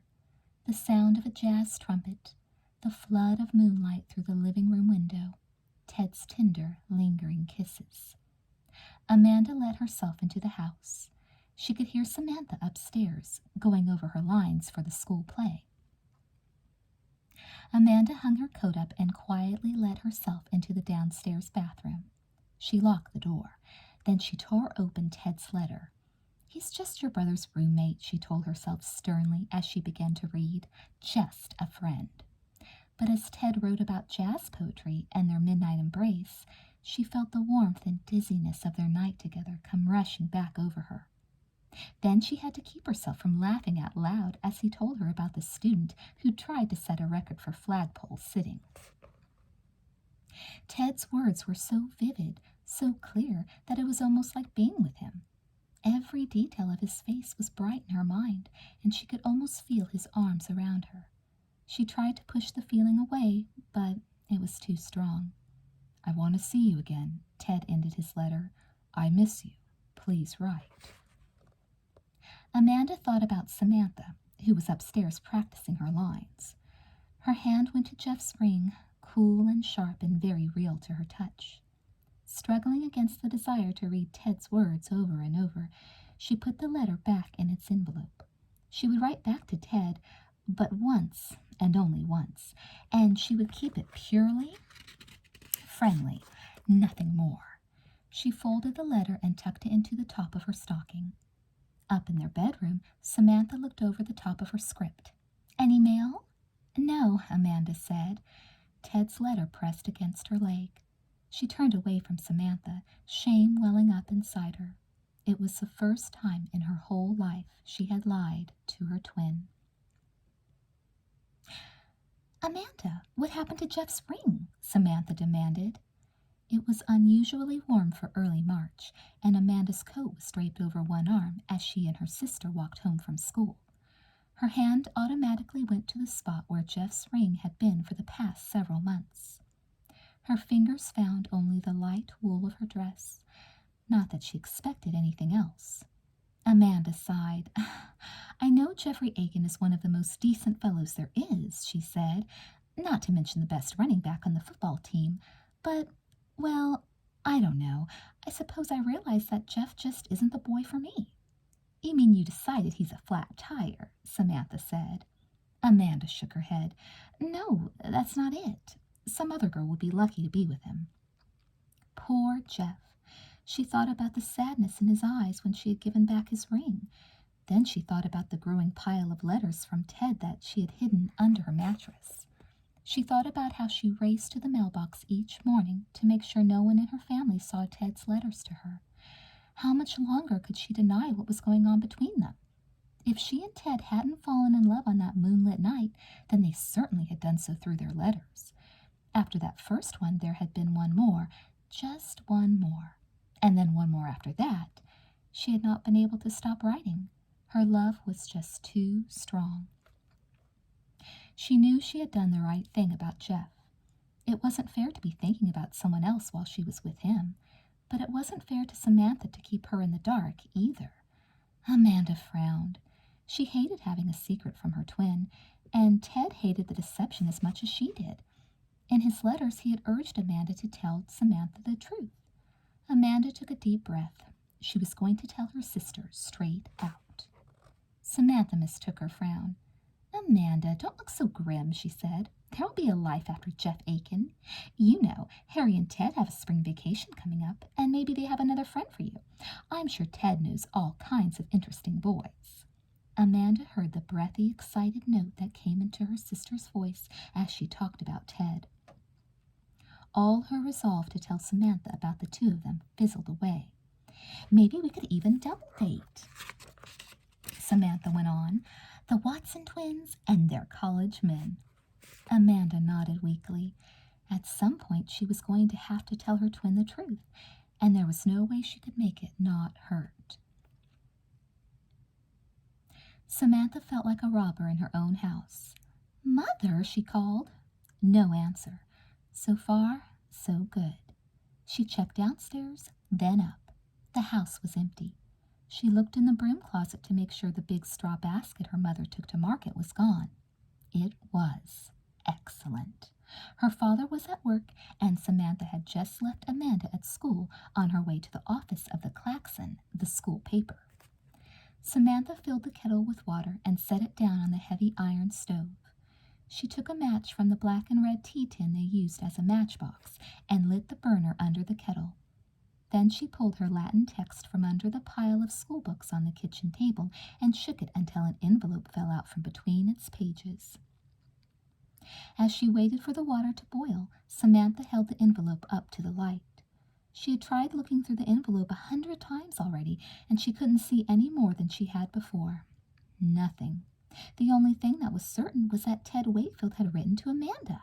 The letter was addressed to Amanda, not Samantha. The kettle whistled and a plume of steam rose from its spout. Samantha took the letter over to the stove and put the back of the envelope in the path of the steam. She held it by the edges, careful not to touch and smear the ink and not to let the steam burn her arm.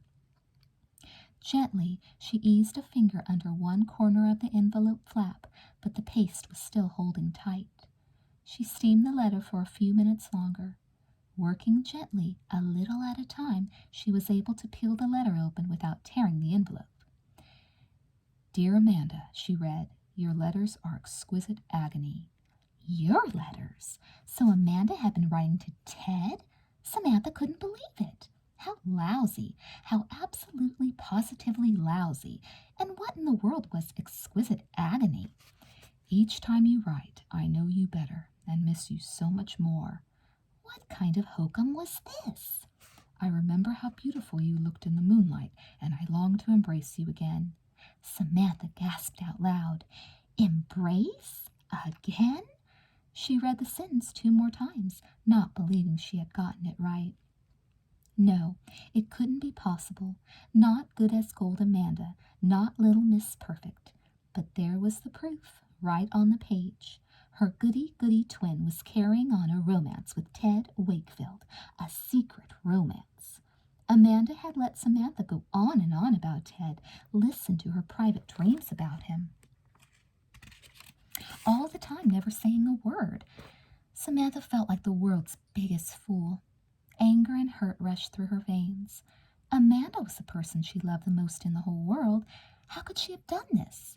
Samantha read the rest of Ted's letter, some dumb, mushy love poem about the blues in his heart.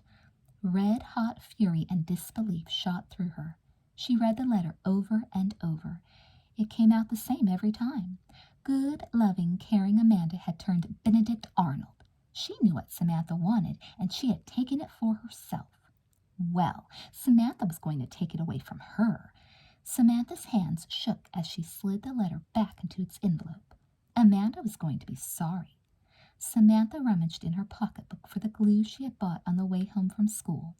She spread a thin coat on the inside of the envelope flap and resealed the letter. Early the next morning, she would go out to the mailbox and put Ted's letter inside, as if it had never been opened. Next time Ted came to visit, she was going to make him hers. Either that, or nobody was going to have him. Chapter 19. The sun filtered in through the bedroom curtains, spilling a soft pool of daylight on Amanda's covers. She stretched lazily in her bed. What a perfect Saturday morning, especially for someone in love. Ted Wakefield. Amanda repeated his name silently, a thrill going through her. Then she turned her head. Samantha was still asleep, a little scowl on her face. A dark cloud passed over Amanda's feeling of bliss. She had to tell her twin about her and Ted, and she had to do it soon. After all, she and Ted had been writing to each other for over 2 months, and she had let Ted believe she had already spoken to her parents about him, and that she had talked to Samantha too. It was what Ted wanted, but it was so hard. If only Samantha would forget about Ted and find some other boy who made her head spin. Amanda kept waiting for it to happen. She had never known her twin to stay stuck on any one boy for very long, but then Ted Wakefield was not just any boy. Amanda shut her eyes as if she could shut out the unpleasant task ahead of her. Every day she vowed to level with her sister. Every day she managed to find a reason to put it off. Part of it was that Samantha seemed so cool and distant lately. It made Amanda miserable to feel so far away from her twin, and it made it even harder to come out and tell her the news. Things between them were strained already, and Amanda could imagine how it would be after Samantha knew. But there was an even stronger reason Amanda couldn't bring herself to tell her sister. She hurt all over at the thought of causing Samantha so much pain. Amanda knew that love had a way of catching people unaware, and that all she had done was to fall under Ted's spell, the same as Samantha had. If Ted returned Amanda's feelings, she had every right to let their love blossom. Amanda looked over at her sleeping sister again and let out a sigh.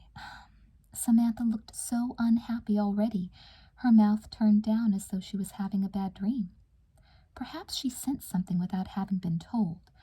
There had always been an unspoken communication between the two of them, a closeness and understanding only twins could share. Amanda had written a poem about it, what she had titled "Part of Me." As if hearing Amanda think about her, Samantha rolled over and opened one eye. Ugh, isn't having to wake up utterly lousy? She dived under her pillow. Amanda bit her lip.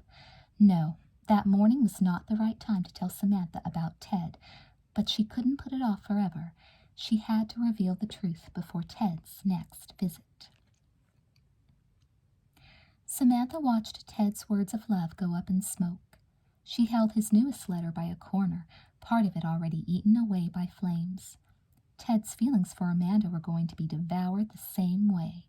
She let go of the remaining sliver of flaming paper just before it burned her fingers, letting it fall into the sink. All that was left of Ted's message was in Samantha's memory. She allowed herself a slippery smile as she scooped up the ashes and threw them away. Amanda wouldn't know that Ted was planning on going home to Chicago for a few days, and that he was going to stop in Detroit the next weekend. Amanda wouldn't know that Earl was playing at the Cafe Car, and that Ted wanted to take her there. alone this time. Until she saw him in person, Amanda wouldn't even know Ted had written. And by that time it would be too late. By that time, Ted was going to belong to Samantha. She closed her eyes and pictured Ted's handsome face, his deep brown eyes, his fine straight nose, his full mouth. Yes, his mouth, his face coming closer to hers, closer and closer until their lips met. Samantha gave a little shiver of anticipation. When Ted arrived in Detroit next Friday afternoon, Samantha was going to be ready, and poor Amanda was going to be left in the dust. The coast was clear. The school corridor was empty. Samantha could hear no footsteps echoing in the stairwell, no voices carrying from around the hall corner. She jiggled the brass-plated doorknob of the Claxon office. It turned easily, and she felt the door latch give way. Her eyes darted left and right as she made one more sweep of the hall. Quickly, she pushed the door open. On a long table that ran the length of the room, articles for the upcoming issue of the Claxon were arranged page by page as they would appear when the paper went to print. The newspaper staff had taken a long time to lay the typed columns out carefully, piecing each page together like a jigsaw puzzle. Samantha swept her arm along the table. All the staff's time-consuming handiwork went fluttering to the ground haphazardly. She glanced around the room. She had to work quickly before someone found her in there. Along one wall were several bulky wooden filing cabinets. Samantha pulled several of the file drawers open and scattered their contents all over the floor. As a crowning touch, she went over to the big black typewriters and pulled the ribbons out of each and every one of them, flinging them about like inky streamers. There, that ought to do it, Samantha thought. The Claxon staff was going to have an awfully busy Friday afternoon ahead of them, and while Amanda was staying late at school, Samantha would be entertaining her twin's unexpected visitor. Samantha put the finishing touches on her makeup. Her eyes shone a brilliant blue-green against the dark, dusky frame of kohl she'd drawn around them. Her lipstick was a perfect bright red that said, "Kiss me." Her cheekbones were rouged lightly, and her golden bob was brushed to a shine. The beads of her dress caught the light. Actually, it was Amanda's dress, but Samantha had borrowed it out of the closet they shared. Her armful of bangles jingled delicately. She had rolled down her silk stockings and powdered her knees. Samantha thought about the frumpy skirt and blouse Amanda had worn to school that morning. As far as Samantha was concerned, Amanda wasn't nearly spiffy enough on most days, but that day her outfit was particularly dull. Of course, that might have something to do with the fact that Samantha had purposely let her twin oversleep. Samantha had watched with satisfaction as Amanda had thrown on the first clothes she'd grabbed out of the closet, pulled on her thick white stockings, and stuffed her feet into her oldest shoes. Ha! Ted was going to see his beloved pen pal looking like a real biddy, but by then it wouldn't matter. Samantha pictured what Amanda was doing at that moment, refiling, realphabetizing, and reorganizing the tornado of paper on the Claxon office floor. The softest note of guilt sounded in her head, but she silenced it immediately. Amanda had double-crossed her, pure and simple, and now Samantha was going to do some uncrossing. As she dabbed perfume on the inside of her wrists, she heard a car pulling up and stopping in front of the house. She ran to the window. Ted's coupe! Her heart beat faster as she watched him hop out of the car. In his charcoal slacks and vanilla-colored coat, he was even more handsome than last time. Samantha had a bird's-eye view from her bedroom window as Ted made his way up the front walk and announced himself with a rap of the brass door knocker. Downstairs, the radio was turned off. There was a rustle of pages as Mrs. Watson closed her newspaper. A moment later, her heels sounded against the foyer floor. The front door creaked open. Ted Wakefield," Samantha heard her mother say. "What a surprise!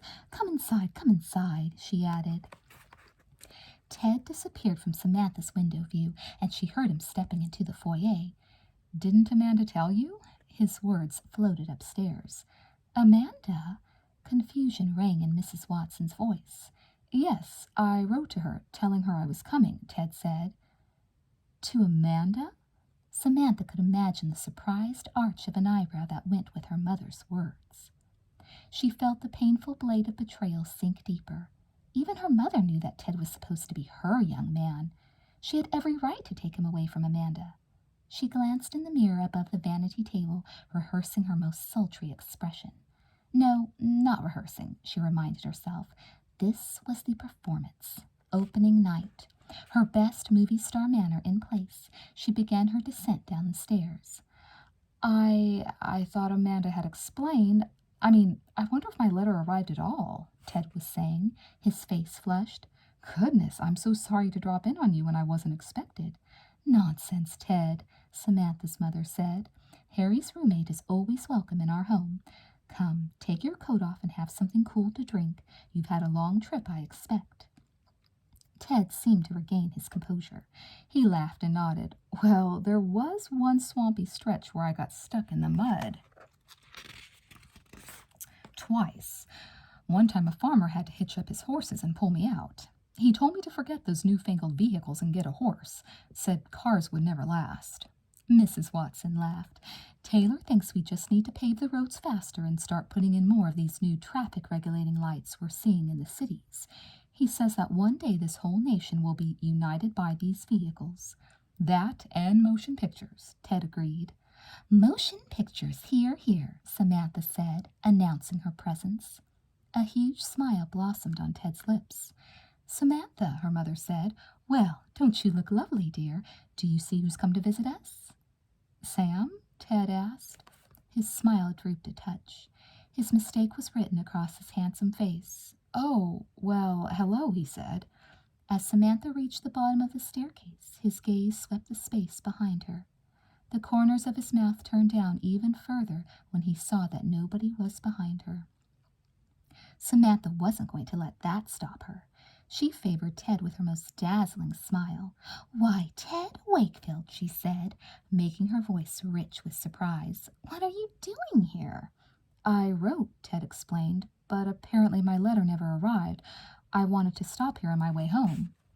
Oh, Samantha said, the picture of innocence. Well, it's wonderful to see you. Good to see you too, Ted said politely. You look very nice. Very nice? Darn that Amanda, Samantha thought. She was dressed to stop the new fire trucks of the Detroit Fire Squad, and all Ted could come up with was very nice.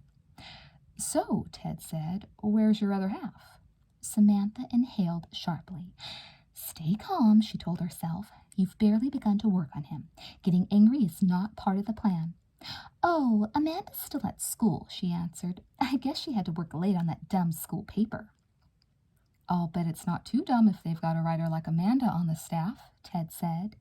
Samantha shrugged. Yes, well. Then she allowed a glimmer to come into her eye, as if an idea had occurred to her that very second. Say, what if we went and picked Amanda up right now, so that she doesn't have to walk home this afternoon? Wouldn't that be the right thing to do? Samantha, her mother said, Ted just got off the road. He might like to wash up and have something to drink. But Ted played right into Samantha's hands. Oh, that's swell of you, Mrs. Watson, but I don't mind going to get Amanda. In fact, I think it's an excellent idea. Samantha felt a trill of hope. Good. It's settled. Why don't you leave your bag here for now? We wouldn't want to miss Amanda, would we? She put a light hand on Ted's sleeve. No, we wouldn't, Ted agreed. A few minutes later, they were seated in his coupe. Samantha shifted over so that she was as close to him as possible. Go down to the end of the street and take a left, she said. She opened her window wide. What a beautiful day. You brought spring with you. I guess so, Ted laughed. Samantha directed him down one street and up another. She tingled at his nearness, looking up at his face. So, have you seen the new Charlie Chaplin film? She asked breathily. The Gold Rush? Ted's face lit up. Isn't it wonderful? The man is a true genius. Samantha smiled, and this time it was genuine. She and Ted had plenty in common. Too, Amanda didn't have a corner on that. I especially love the part where he boiled his shoe for dinner. Oh, bear right here. Ted followed a long dirt road that climbed slowly upward. And how about when he makes his potatoes do that dance? He said. I don't know how he manages to be so funny and so sad at the same time. Ted followed the road as it curved up the side of a hill. I think I could see that film over and over and never get tired of it. The road narrowed into little more than a pitted path. Samantha held onto her seat as the car bumped over the rutted surface. Boy, they sure chose an out-of-the-way spot to put a high school, Ted commented. He steered the car around a bend. The road came to an end at a bluff high above a scenic valley filled with deep green pines. A glimpse of Lake Erie shimmered in the distance. The breeze blowing in through Samantha's window was mild and sweet. Ted stepped on the brakes. Now where? He asked in confusion.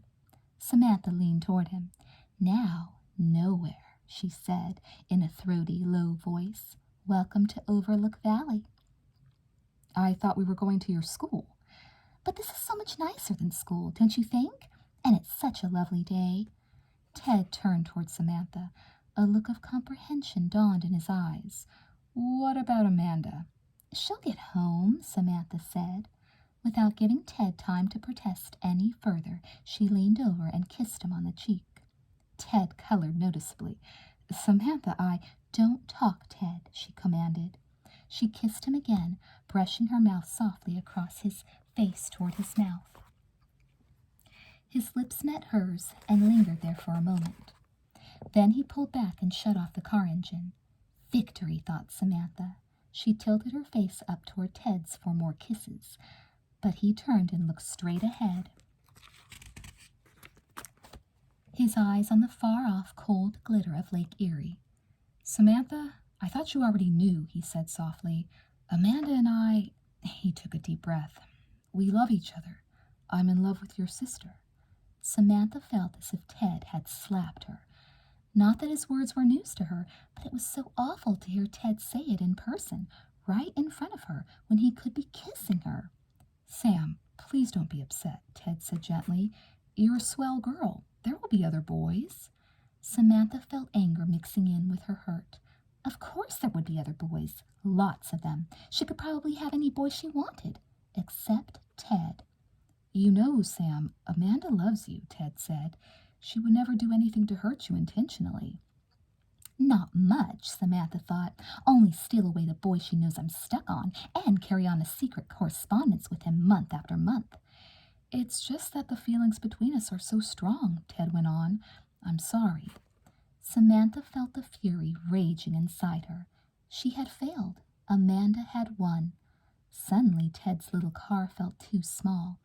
It was as if Samantha's anger was an enormous, unwieldy third party, taking up every pocket of space in the coupe.